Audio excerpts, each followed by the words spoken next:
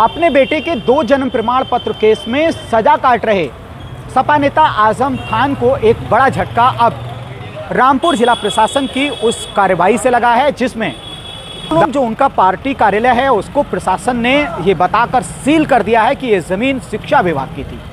हालांकि इस मामले पर समाजवादी पार्टी कार्यालय के जो नेता इस वक्त पार्टी कार्यालय में मौजूद थे, उन्होंने प्रशासन से नाराज़गी जताते हुए कहा है कि आरपीएस स्कूल का जो पट्टा है वो शासन ने खारिज किया है, उसे बंद कर देते कोई बात नहीं, लेकिन पार्टी कार्यालय को गलत तरह से बंद किया है।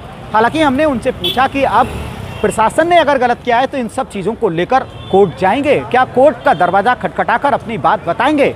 बहरहाल इन सब चीज़ों को लेकर तो बोले कि भाई ये तो बात की बात है, लेकिन प्रशासन को देखिए, उत्तर प्रदेश में कानून का राज है, किस तरह से कानून के जो रखवाले हैं, कानून को जो मनवाते हैं, वो किस तरह से तमाम सारी चीज़ों को लेकर कर रहे हैं। उन्होंने नाराज़गी जताते हुए कहा कि ऐसा तो हमने कभी नहीं देखा। आज की जो कार्रवाई हुई है वो प्रशासन पर समाजवादी पार्टी कार्यालय में मौजूद नेताओं ने कहा है कि ये हमने कभी नहीं सोचा था कि रामपुर में ऐसा जुर्म भी कोई और नहीं प्रशासन करेगा। बहरहाल अब इन सब चीज़ों को लेकर क्या आगे अब समाजवादी पार्टी कार्यालय में जो नेता मौजूद थे, जिनको बाहर निकालकर पार्टी कार्यालय से बाहर खदेड़कर तालाबंदी की है, क्या वो सब चीज़ें लेकर कोर्ट जाएंगे, कोर्ट में अपना दर्द बताएंगे? क्या कोर्ट से इन अफसरों पर कोई गाज गिरेगी, या फिर शासन के आदेश पर जो कार्रवाई स्थानीय प्रशासन ने आज की है वो सही है? बहरहाल ये तो वक्त बताएगा, लेकिन सबसे बड़ा सवाल ये है कि कल सत्ता अगर समाजवादी पार्टी की थी, तब शासन ने जो किया क्या वो सही था?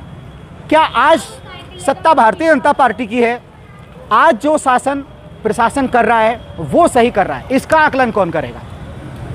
आप खुद हमें कमेंट्स में बताइए, क्योंकि सत्ता तो बदलती रहती है, नेता और मंत्री भी बदलते रहते हैं, लेकिन भारतीय संविधान जिसकी कसम सब खाकर ये बात कहते हैं कि हम सत्य करेंगे, सत्य बोलेंगे, तो क्या वो सत्य था जब समाजवादी पार्टी की सरकार थी और तमाम सारी चीज़ों को लेकर जो ज़मीन लीज पर ली गई, 100 रुपये वार्षिक सालाना लीज पर, जिसको अब वर्तमान की योगी सरकार ने ये बताकर खारिज कर दिया कि ये तमाम नियम कायदे कानून को ताक पर रखकर की गई थी। अगर उस वक्त ताक पर रखकर की गई थी तो क्या वो अफसर जिम्मेदार नहीं हैं जिनकी मौजूदगी में ये तमाम सारी चीज़ें हुई? क्योंकि नेता तो आदेश करते हैं, लेकिन फॉलो तो प्रशासन के अफसर करते हैं।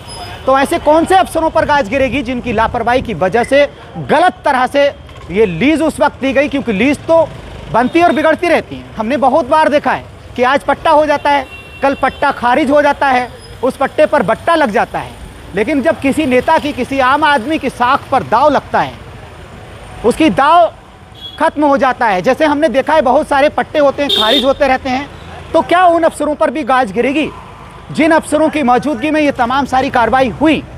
क्योंकि गलत गलत होता है और सही सही होता है। तो इस पर वक्त ये बताने के लिए सभी को मजबूर करता है कि अगर प्रशासन के अफसर भी चाहे उस वक्त गलत करें चाहे इस वक्त गलत करें, इसका भी आकलन होना चाहिए। क्योंकि नेता और मंत्री, सरकारें तो बदलती रहती हैं, लेकिन अफसरों का काम है भारतीय संविधान को ध्यान में रखते हुए सभी चीज़ों का पालन कराना। ओपीटीवी इंडिया पर खबरों का सिलसिला लगातार जारी है। अगर अभी तक आपने हमारे चैनल को सब्सक्राइब नहीं किया है तो आप अभी कर लीजिए, और क्या है हमारी खबरों को लेकर आपकी राय कमेंट्स बॉक्स में लिखना कभी ना भूलें। नमस्कार।